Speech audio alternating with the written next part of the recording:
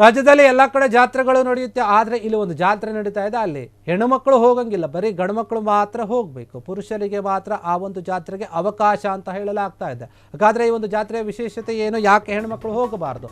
ಒಂದು ವೇಳೆ ಅವರು ಹೋದರೆ, ತಪ್ಪಿ ಅವರು ಹೋದರೆ ಏನಾದರೂ ಒಂದು ಕೆಡಕಾಗುತ್ತಾ, ಅನಾಹುತ ಆಗುತ್ತಾ? ಆ ರೀತಿಯಾದಂತಹ ಒಂದು ಪ್ರಶ್ನೆ ಇದೆ.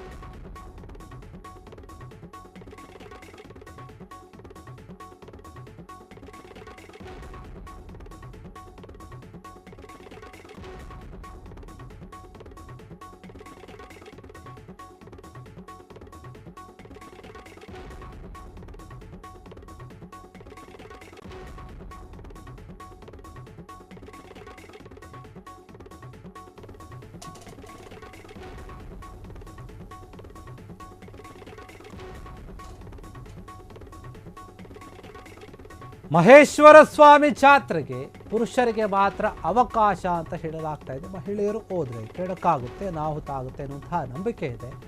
ದಾವಣಗೆರೆ ಹೊರವಲಯದಲ್ಲಿರುವಂತಹ ಬಸಾಪುರದಲ್ಲಿ ಮಹೇಶ್ವರ ಸ್ವಾಮಿಯ ಒಂದು ಜಾತ್ರೆ ನಡೆಯುತ್ತೆ. ಆ ಮಹೇಶ್ವರ ಸ್ವಾಮಿ ಏನಿದ್ದಾರೆ ಅವರ ಕೃಪೆಗೆಲ್ಲರೂ ಕೂಡ ಪಾತ್ರರಾಗಬೇಕು. ಆ ಜಾತ್ರೆಯಲ್ಲಿ ಪುರುಷರು ಮಾತ್ರ ಬಾಕಿ ಆಗಬೇಕು, ಹೆಣ್ಣುಮಕ್ಕಳು ಹೋಗಬಾರ್ದು. ಅದು ಮಹೇಶ್ವರ ಸ್ವಾಮಿಯ ಒಂದು ಪವಾಡ ಅಂತ ಅಲ್ಲಿ ನಂಬುತ್ತಾರೆ. ಯಾಕಂದರೆ ಇಲ್ಲಿ ಪುರುಷರಿಗೆ ಮಾತ್ರ ಪ್ರವೇಶ ಇರುತ್ತೆ, ಮಹಿಳೆಯರಿಗೆ ಅವಕಾಶ ನಿಷೇಧ ಮಾಡಲಾಗಿದೆ. ಪುಷ್ಯ ಮಾಸದ ಎಳ್ಳು ಅಮಾವಾಸ್ಯೆ ಎಂದು 3 ದಿನಗಳ ಕಾಲ ಈ ಒಂದು ಜಾತ್ರೆ ನಡೆಯುತ್ತೆ. ಆ 3 ದಿನಗಳು ಕೂಡ ಅಲ್ಲಿ ಹೆಣ್ಮಕ್ಳು ಯಾರೂ ಹೋಗೋ ಆಗಿಲ್ಲ, ಬರೀ ಗಂಡುಮಕ್ಕಳು ಮಾತ್ರ ಹೋಗಬೇಕು. ಏನೇ ಪೂಜೆಗಳಿದ್ರು, ಏನೇ ಕಾರ್ಯಕ್ರಮಗಳಿದ್ರು ಎಲ್ಲವನ್ನು ಕೂಡ ಅವರೇ ಮಾಡಬೇಕು. ಈ ರೀತಿಯಾದಂತಹ ಒಂದು ಆಚರಣೆ ನಡೀತಾ ಇದೆ ದಾವಣಗೆರೆಯಲ್ಲಿ. ಈ ಜಾತ್ರೆಯಲ್ಲಿ ಬಾಳೆಹಣ್ಣಿನ ಒಂದು ಸಿಪ್ಪೆಯಿಂದ ಅದನ್ನು ವಿಸರ್ಜನೆ ಮಾಡುವ ಮೂಲಕ ಗ್ರಾಮದ ಒಂದು ಭವಿಷ್ಯವನ್ನು ನುಡಿಯಲಾಗುತ್ತೆ.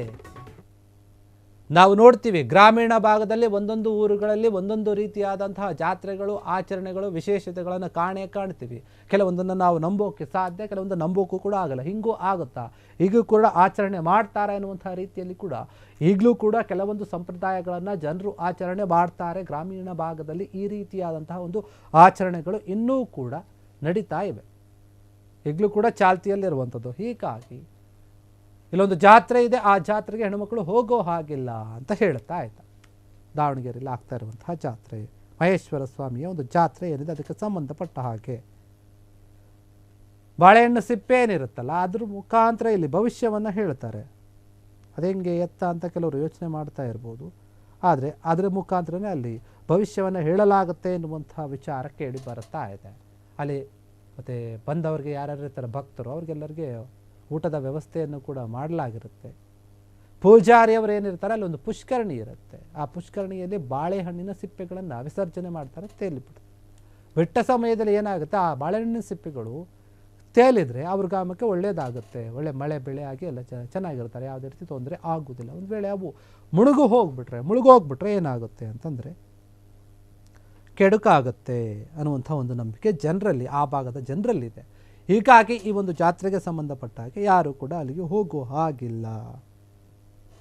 ಸಾಕಷ್ಟು ಜನರು ಬರ್ತಾರೆ. ಈ ಒಂದು ಏನು ಪುಷ್ಯ ಮಾಸದ ಎಳ್ಳು ಅಮಾವಾಸ್ಯೆ ಎಂದು ಇವು 3 ದಿನ ಏನು ನಡೆಯುತ್ತೆ ಈ ಜಾತ್ರೆಯಲ್ಲಿ, ಮಹಿಳೆಯರು ಯಾರು ಕೂಡ ಬರುವಾಗಿಲ್ಲ. 50-60 ವರ್ಷಗಳಿಂದ ನಡ್ಕೊಂಡು ಬರ್ತಾ ಇದೆ ಒಂದು ಆಚರಣೆ, ಏನು ಇತ್ತೀಚೆಗೆ ಆಗಿರುವಂಥದ್ದಲ್ಲ, ಸಾಂಪ್ರದಾಯಿಕವಾಗಿ ನಡೆಸ್ಕೊಳ್ತಾ ಇದ್ದಾರೆ. ನೋಡಿ, ಕಳೆದ 4 ದಶಕಗಳಿಂದ ಕೂಡ ಈ ಒಂದು ಮಹೇಶ್ವರ ಸ್ವಾಮಿಯ ಒಂದು ಪೂಜೆ ಇಲ್ಲಿ ನಡೀತಾ ಇದೆ. ದೊಡ್ಡ ಒಂದು ಮರದ ಕೆಳಗೆ ಸುತ್ತಲೂ ಭತ್ತದ ಒಂದು ಗದ್ದೆ ಇರುವಂಥ ಒಂದು ಪ್ರದೇಶದಲ್ಲಿ ಮಹೇಶ್ವರ ಸ್ವಾಮಿಯನ್ನು ನೆಲೆಸಿರ್ತಾರೆ.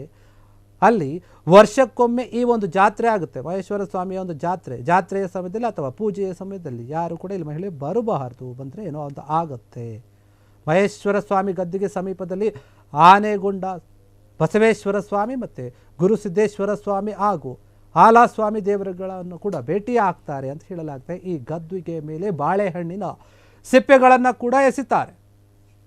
ಆ ನಂತರ ಪೂಜಾರಿ ಏನಿದೆ ಅದೇ ಪುಷ್ಕರಣಿಯಲ್ಲಿ ಬಾಳೆಹಣ್ಣಿನ ಸಿಪ್ಪೆಯನ್ನು ಬಿಡೋದು, ಭವಿಷ್ಯವನ್ನು ಕೇಳೋದು, ಅದನ್ನು ಜನರು ನಂಬೋದು, ಎಲ್ಲವೂ ಕೂಡ ಇಲ್ಲಿ ಅನೇಕ ವರ್ಷಗಳಿಂದ ನಡೆದುಕೊಂಡು ಬಂದಂತಹ ನಂಬಿಕೆ. ಇಲ್ಲಿ ಅನ್ನ ದಾಸೋಹವನ್ನು ಕೂಡ ನೆರವೇರಿಸಲಾಗುತ್ತೆ. ಈ ಒಂದು ಜಾತ್ರೆಯಲ್ಲಿ ಅಪಾರ ಜನರು ನಂಬಿಕೆಯನ್ನು ಇಡುತ್ತಾರೆ ಈ ಒಂದು ವಿಚಾರವಾಗಿ. ಹೀಗಾಗಿ ನಮ್ಮ ಪೂರ್ವಜರು ಮಾಡಿಕೊಂಡು ಬಂದಿರುವಂತಹ ಒಂದು ಸಂಪ್ರದಾಯಗಳನ್ನು ನಾವು ಕೂಡ ನಡೆಸ್ಕೊಂಡು ಹೋಗಬೇಕು ಅಂತ ಅಲ್ಲಿನ ಮಹಿಳೆಯರು ಕೂಡ ಅದಕ್ಕೆ ಮರ್ಯಾದೆಯನ್ನು ಕೊಟ್ಟು ಯಾರೂ ಕೂಡ ಅಲ್ಲಿಗೆ ಹೋಗೋದಿಲ್ಲ. ಈ ರೀತಿಯಾಗಿ ಒಂದು ಜಾತ್ರೆ ನಡೆಯುತ್ತೆ.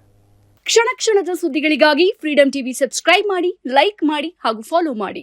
ಹೊಸ ಸುದ್ದಿಗಳ ನೋಟಿಫಿಕೇಶನ್ಗಾಗಿ ಬೆಲ್ ಐಕಾನ್ ಮೇಲೆ ಕ್ಲಿಕ್ ಮಾಡಿ.